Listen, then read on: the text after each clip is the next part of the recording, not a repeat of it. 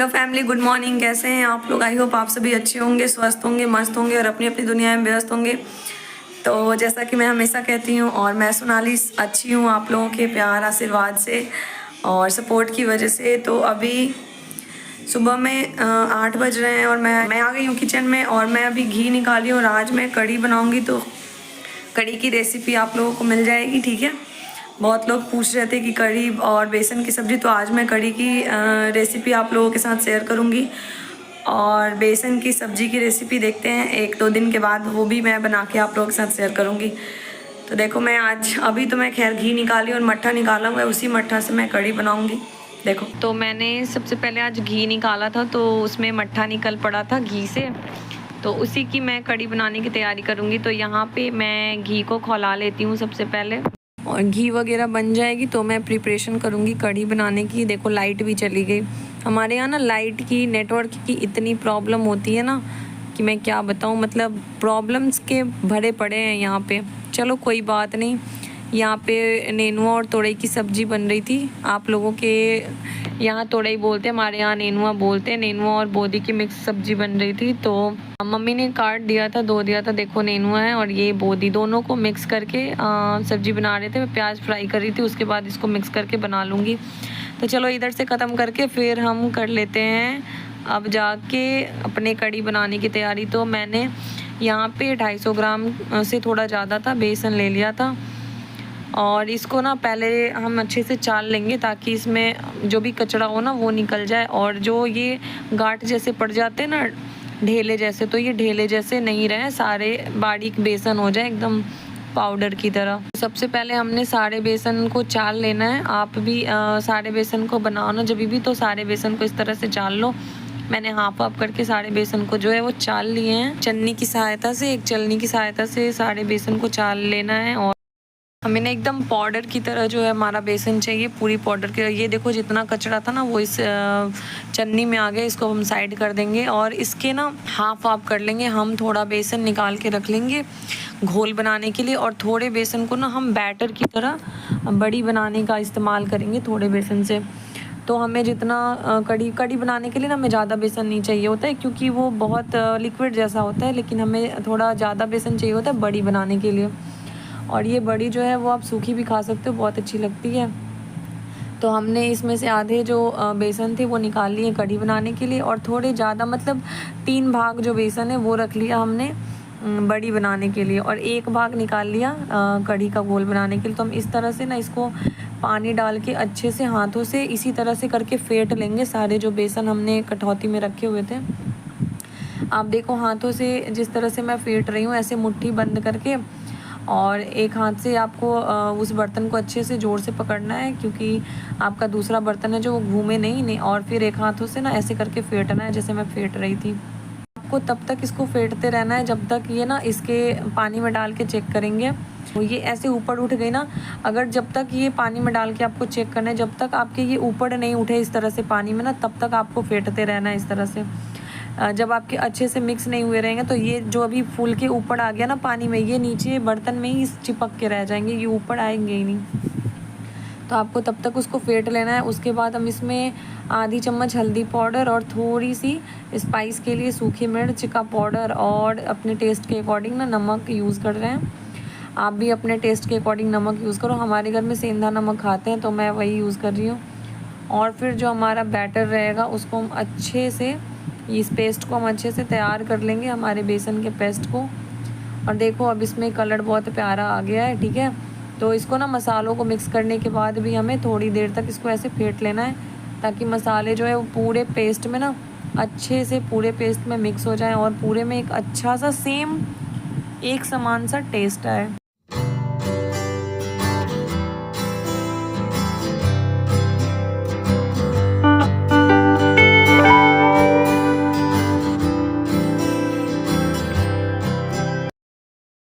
हमारा बेसन जो है वो रेडी हो चुका था, और अब हम कर लेते हैं बड़ी बनाने की तैयारी।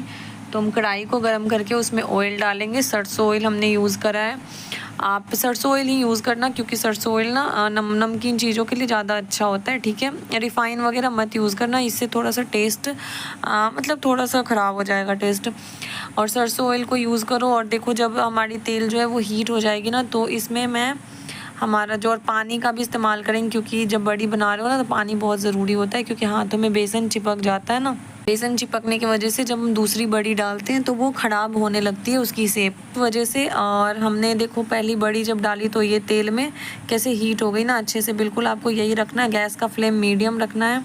और बड़ियों को जब ऐसे आप कढ़ाई में डालो ना तो थोड़ा दूर दूर करके डालो, ताकि ये एक दूसरे से चिपकेंगी नहीं। जब तक मतलब ये एक दूसरे में चिपकेंगी ना तब तक ऑयल की वजह से इनमें ना वो हो जाएगा, थोड़ा सा ऑयल की वजह से थोड़ा ये पक गई रहेंगी, तो ये फिर ये चिपकेंगी नहीं एक दूसरे में। अब बिल्कुल देखो आपको इस तरह से ना सारी बड़ियाँ जितने भी आपके ऑयल में जा पाएँ आपको ऑयल में डाल देनी है। और ऑयल पूरा गरम रखना है आपको, ताकि आपके हाथ सहने तक ऑयल को गरम रखना है, ठीक है। और फिर हम अब इसको एक कलछी या छनौटे की मदद से, मैंने छनौटा ले रखा है। और वैसे चलाना हमें एक छोलनी की मदद से ही है। छोलनी से पहले हम इसको अच्छे से चलाएंगे। और आप देखो मैं चला के दिखाऊंगी आपको, बिल्कुल उसी तरह से चलाना है। पहले आप अपने हाथ साफ़ कर लो, उसके बाद हाथ जो है वो अच्छे से सूखे कपड़े से पोंछ लो, ताकि जब हम यूज़ करें ना तो हमारे हाथों में पानी लगी होती तो वो हमारे ऑयल में नहीं जाए। पानी अगर ऑयल में जाएगी ना तो फिर छींटे पड़ेंगे। और देखो बिल्कुल जैसे मैं छोलनी से इस तरह से चला रही हूँ ना, इस तरह से ना आपकी जो बड़ियों की शेप है ना, क्योंकि अभी ये अच्छे से पकी नहीं है तो कहीं ना कहीं एक बेसन की तरह, हमारा घोल की तरह ये है, तो ये ना ख़राब हो जाएंगी। तो हमको इस तरह से पहले गरम ऑयल जो है इन पे थोड़ा थोड़ा करके डालना है। अगर थोड़ी सी भी ये ऑयल में चली गई ना तो फिर चिपकने वाली जो प्रॉब्लम है वो प्रॉब्लम ख़त्म हो जाएगी। और बिल्कुल इसी तरह से ना हमें इस छलनी से चलाना है इसको, छोलनी से, और हमारे बड़ियों को पकाना है। देखो अब इसमें ऑयल में इसके शेप में ना अब कोई भी दिक्कत नहीं आएगी। अब चाहे इसको कैसे भी चला लो, अब इसके शेप में कोई दिक्कत नहीं आएगी। जब ये अच्छे से पकी नहीं रहती ना, थोड़े से वे पकी रहे ना चारों तरफ से, बस ऑयल गरम ऑयल इन पे पड़ा होना चाहिए, तो इसका शेप उसके बाद ख़राब नहीं होता। अगर हम ऐसे ही बेसन दिख रहा है और हमने कलछी चला दी ना गलती से भी, तो पूरा इसका शेप जो है वो इधर का उधर हो जाएगा। हमें इसको मीडियम फ्लेम पे ना तब तक पकाना है जब तक ये डीप ब्राउन कलर नहीं हो जाए। हमें हल्का ब्राउन कलर नहीं रखना, हमें डीप ब्राउन कलर इसको करना है, डीप गोल्डन, ठीक है, ब्राउन। आप देख लेना कलर, अभी ये हल्की हल्की पकी हुई है। अभी इसको थोड़ा 5 से 7 मिनट का समय लगेगा पकने में। और हमें इसे मीडियम फ्लेम पर इसलिए पकाना है ताकि कभी कभी ऐसा होता है ना कि हम हाई फ्लेम पे पकाते हैं तो हमारी बड़ियाँ ऊपर से बहुत जल्दी पक जाती है और अंदर से ना पूरी कच्ची रह जाती है। तो हमें इसीलिए इसको मीडियम फ्लेम पे पकाना है ताकि ये अंदर से भी अच्छे से पक जाएं। तो देखो मैं जैसे बना रही हूँ, ठीक है।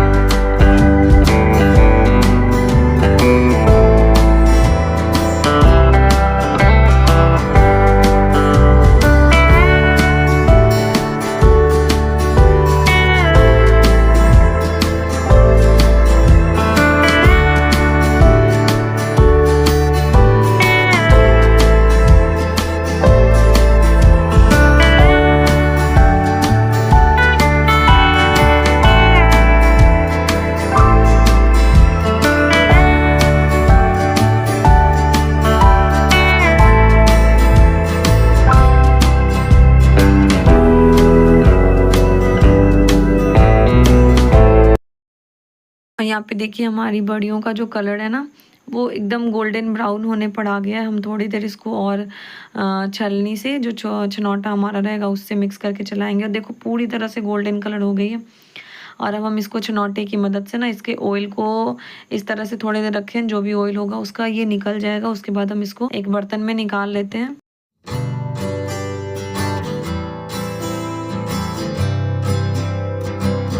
और फिर हमें इसी तरह से बाकी जो बची हुई जितनी भी बड़ियाँ रहेंगी ना, सेम प्रोसेस से सारी बड़ियाँ हम बना लेंगे और बना के साइड में रख देंगे सारी बड़ियों को। तो चलो अब हम कर लेते हैं कढ़ी बनाने की तैयारी। तो हमने जो बेसन अलग करके रखा था, कटोरे में अलग साइड में हटा दिया था, उसको हम उसी बर्तन में ले लेंगे जिसमें हमने बड़ियों को फेंटा था। उसी में हम वो सारा बेसन ले लेंगे। 1 से 1.5 चम्मच हल्दी पाउडर यूज़ करेंगे, टेस्ट के अकॉर्डिंग मिर्ची पाउडर का यूज़ करेंगे। और फिर जो भी हमारा बेसन होगा ना उसको हम अच्छी तरह से पानी डाल के और नमक को आप अभी मत यूज़ करना, नमक बाद में यूज़ करना। और यहाँ पे वो मट्ठा है जिसको हम थोड़ा थोड़ा करके ऐसे बेसन को फेंट के और एक अच्छी तरह से ना पानी की तरह एक घोल तैयार कर, लेकिन थोड़ा थोड़ा करके फेंटना है ताकि हमारे कड़ियों में ना लम्स नहीं रहें। और ये देखो फिर हमें थोड़ा सा पानी भी ऐड करना है। और मट्ठा या दही भी आप यूज़ कर सकते हो ना, अपना खट्टापन जितना आप खट्टा चाहते हो उसके अकॉर्डिंग आपको यूज़ करना है। और ये देखो अब हमारा कढ़ी का जो घोल है वो एकदम पानी की तरह हो गया है। बिल्कुल आपको इसी तरह का टेक्सचर रखना है अपने कढ़ी के घोल में। और इसमें अब जाके हम नमक ऐड करते हैं, ठीक है। अब नमक ऐड करने से क्या होता है ना, उस समय हमें पता नहीं चलता है क्योंकि हमें उसमें बहुत ज़्यादा पानी की तरह हमें बनाना होता है। वो पूरा इस तरह का पानी का जो टेक्सचर है ना, पूरा इस तरह का हमें करना होता है। अब हम इसको ना एक दूसरे जिस बर्तन में हमें बनाना है उसमें हम पलट लेंगे। और देखो आप पानी आपको एकदम इस तरह से पानी की तरह रखना है। तो हमने इसी में मट्ठा निकाला था, तो हम इस बर्तन में कढ़ी बनाने के लिए सारा जो कढ़ी का घोल है उसको मैं पलट लेती हूँ। और बाकी हमारी थोड़ी सी कटौती में लगी है उसको भी हम पानी से थोड़ा सा मिक्स करके और उसको भी ले लेंगे। भाई वेस्ट नहीं करना चाहिए, ठीक है। और हमें पानी की तो नीड होती ही है कढ़ी में। तो देखो इस तरह से जैसे मैंने साफ़ कर लिया। अब ना जितना भी उसमें था कढ़ी वो सारा इसमें हमने ले लिया। और अब हम गैस जलाएंगे और बिल्कुल हाई फ्लेम पे रख के हमारी जो कढ़ी होगी उसको कंटिन्यू चलाते रहना है। हमें कंटिन्यू, हमें स्किप नहीं करना, क्योंकि अगर आपने कढ़ी को चलाना छोड़ दिया ना तो वो फट जाएगी, ठीक है। क्योंकि उसमें खट्टा दही डाला हुआ है मट्ठा, तो वो फट जाएगी। तो आपको कंटिन्यू चलाते हुए और हाँ मतलब टाइम लगता है 10 से 15 मिनट, 20 मिनट भी लग सकते हैं। वैसे हाई फ्लेम पे करना है। हाई फ्लेम पे आप अगर आप पकाओगे ना तो आपको 15 से 20 मिनट में हो जाएंगे बहुत इजीली, ठीक है। और हमें इस तरह से ना कंटिन्यू चलाते हुए अपनी कढ़ी बनानी है और कढ़ी को पकाना है, ठीक है।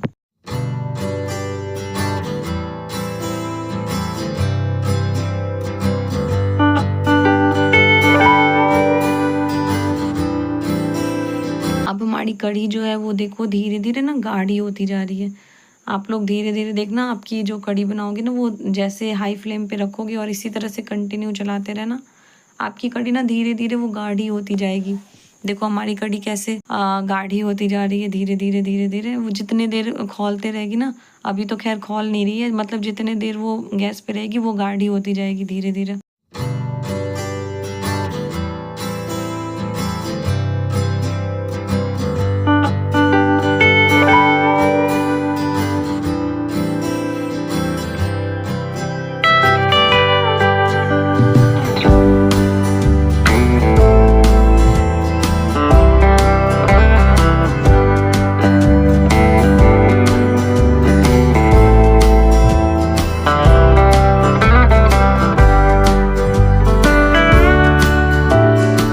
और अब जाके हमारी कढ़ी जो है वो देखो कैसे खौल रही है ना।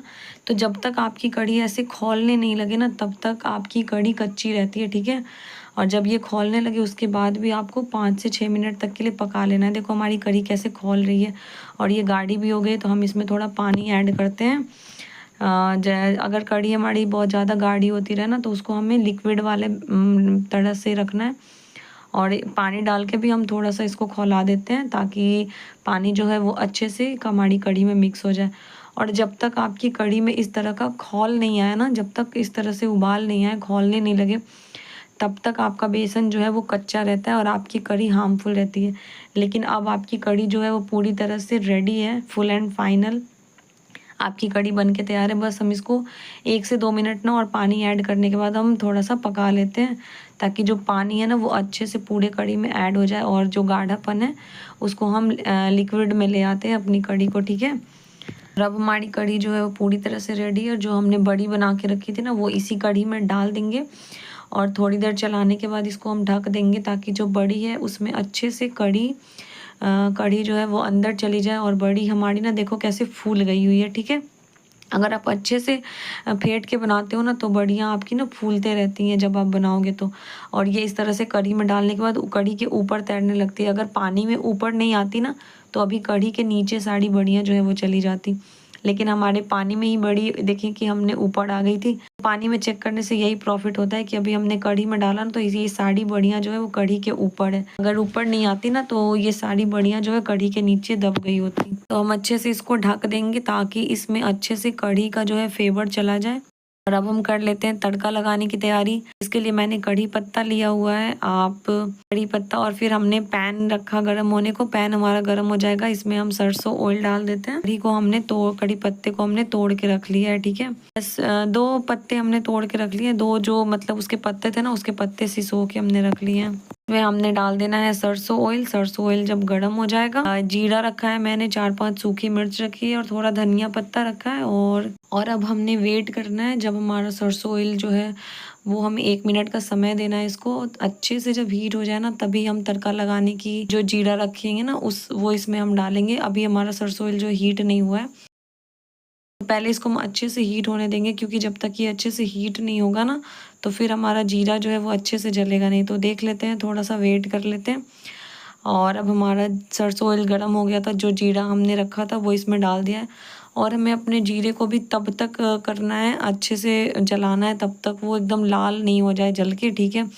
अगर जीरा अच्छे से नहीं जलता है ना, तो फिर वो अच्छा नहीं लगता देखने में भी, और पता भी नहीं चलता। दाल या कढ़ी किसी भी चीज़ में अगर जीरा नहीं जले ना, तो फिर वो दिखाई भी नहीं देता। तो हमें 1 मिनट तक रुक के अपने जीरे को जो है वो अच्छे से जलाना है।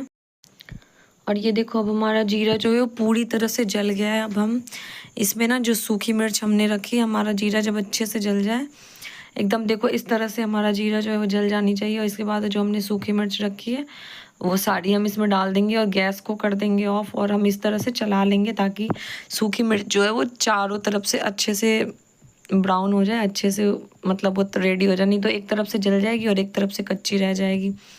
फिर अब हमने इसमें हल्का इसको ठंडा करना है, बहुत ज़्यादा ठंडा नहीं करना और बहुत ज़्यादा गर्म भी नहीं रखना, हल्का मतलब थोड़ा सा ऐसे हिलाते हुए ठंडा कर लेना है।